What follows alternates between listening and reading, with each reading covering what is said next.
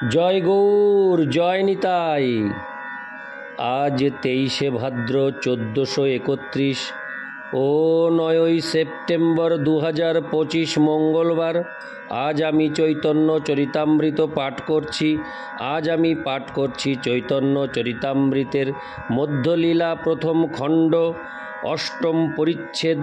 শ্রী চৈতন্য মহাপ্রভু ও রামানন্দ রায়ের কথোপকথনের শ্লোক 274 থেকে 279। নারায়ণ হে নারায়ণ, ভবভয়হরণম নারায়ণ। শ্লোক 274। স্থাবর জঙ্গম দেখে না দেখে তার মূর্তি, সর্বত্র হয় নিজ ইষ্টদেব স্ফূর্তি। শ্লোকার্থ: মহাভাগবত স্থাবর জঙ্গম দর্শন করেন, কিন্তু তিনি তাদের রূপ দর্শন করেন না। পক্ষান্তরে তিনি সর্বত্র পরমেশ্বর ভগবানকে দর্শন করেন। তাৎপর্য: তার গভীর কৃষ্ণানুরাগবশত মহাভাগবত সর্বত্র শ্রীকৃষ্ণকেই দর্শন করেন। সেই সম্বন্ধে ব্রহ্মসংহিতায় 5:38 বলা হয়েছে: প্রেমাঞ্জনোচ্ছুরিত ভক্তি বিলোচনেন সন্ত সদৈব হৃদয়েষু বিলোকয়ন্তি। ভক্ত যখনই কোনো কিছু দর্শন করেন, তা স্থাবর হোক অথবা জঙ্গমই হোক, তিনি তৎক্ষণাৎ শ্রীকৃষ্ণকে স্মরণ করেন। উন্নত স্তরের ভক্ত উন্নত জ্ঞান সম্পন্ন।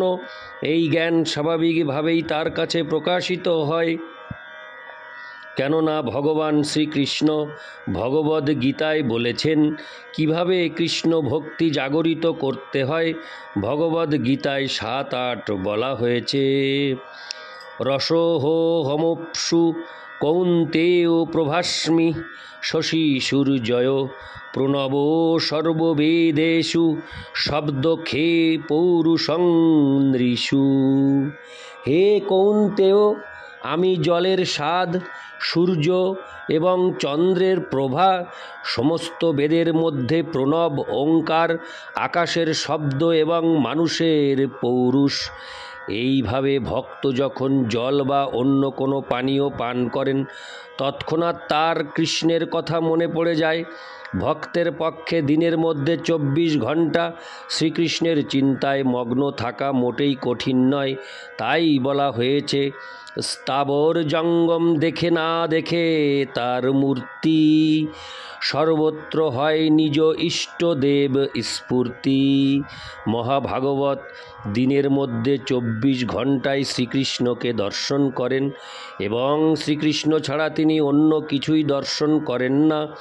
স্থাবর এবং জঙ্গম সব কিছুই ভগবদ ভক্ত শ্রীকৃষ্ণের শক্তির বিকার রূপে দর্শন করেন। সেই সম্বন্ধে ভগবদ্গীতায় 7:4 শ্রীকৃষ্ণের উক্তি: ভূমিরাপোহ নলো বায়ু খং মনোবুদ্ধিরেবচ অহংকার ইতিয়ং মে ভিন্না প্রকৃতিরষ্টধা। মাটি, জল, আগুন, বায়ু, আকাশ, মন, বুদ্ধি এবং অহংকার, এই 8টি উপাদান দিয়ে আমার এই ভিন্না প্রকৃতি বা জড় জগৎ রচিত হয়েছে। প্রকৃতপক্ষে কিছুই শ্রীকৃষ্ণ থেকে ভিন্ন নয়। ভক্ত যখন একটি বৃক্ষকে দেখেন, তিনি জানেন সেই বৃক্ষটি দুটি শক্তির সমন্বয়, জড় এবং চেতন।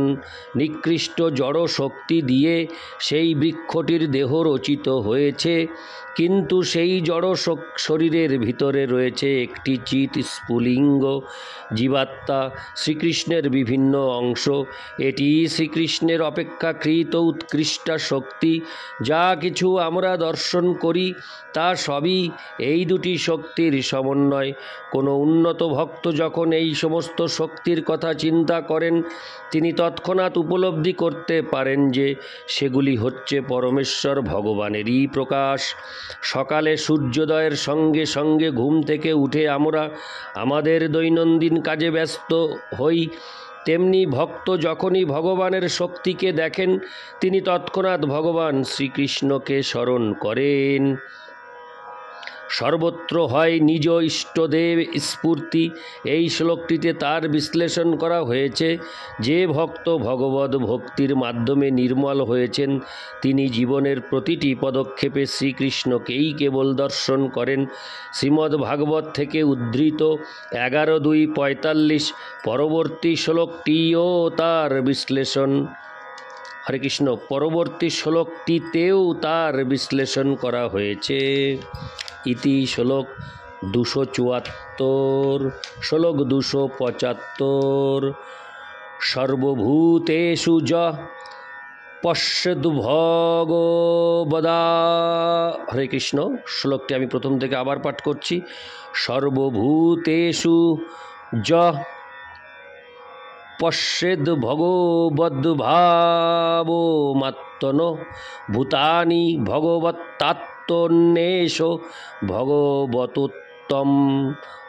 অনুবাদ: যিনি ভাগবতোত্তম তিনি সর্বভূতে আত্মারও আত্মাস্বরূপ ভগবান শ্রীকৃষ্ণকেই দেখেন এবং আত্মার আত্মা স্বরূপ শ্রীকৃষ্ণে সমস্ত জীবকে দেখেন। ইতি শ্লোক 275। শ্লোক 276।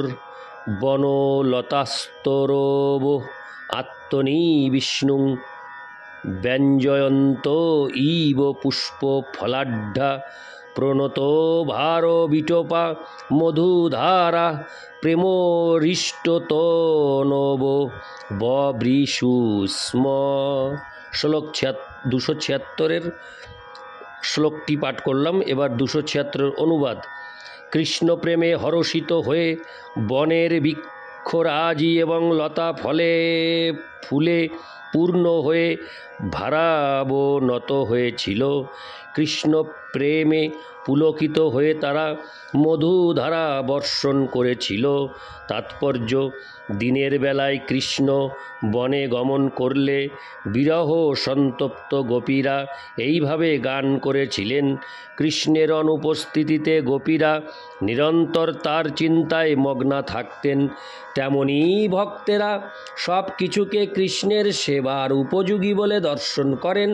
শ্রীল রূপ গোস্বামী তাই ভক্তি রসামৃত সিন্ধু গ্রন্থে পূর্ব 2:126 বলেছেন, প্রাপঞ্চিকতয়া বুদ্ধা হরিসমন্দি বস্তুন মুমুক্ষুভি পরিত্যাগ বৈরাগ্যং ফল্গু কথ্যতে।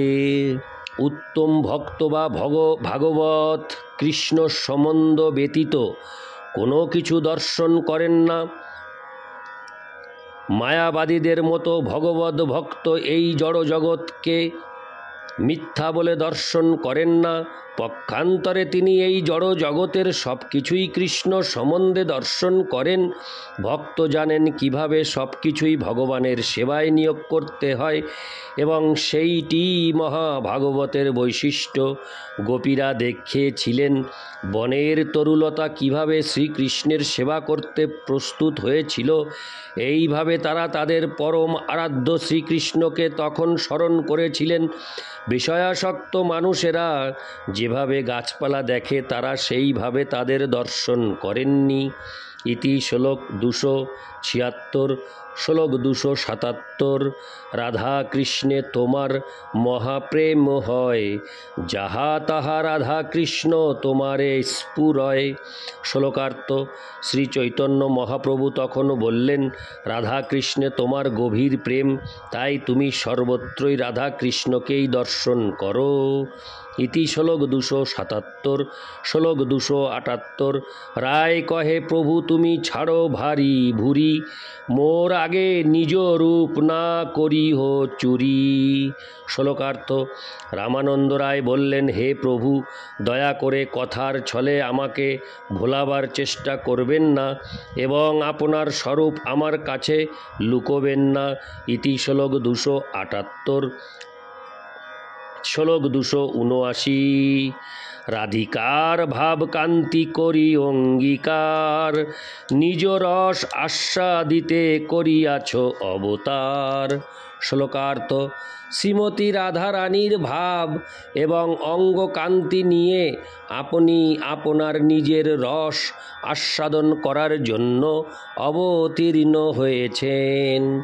ইতি শ্লোক 279। নারায়ণ হে নারায়ণ, ভবভয়হরণম নারায়ণ, লক্ষ্মীকান্তম কমলনয়নম মঙ্গলচরণম নারায়ণ। জয় গৌর, জয় নিতাই।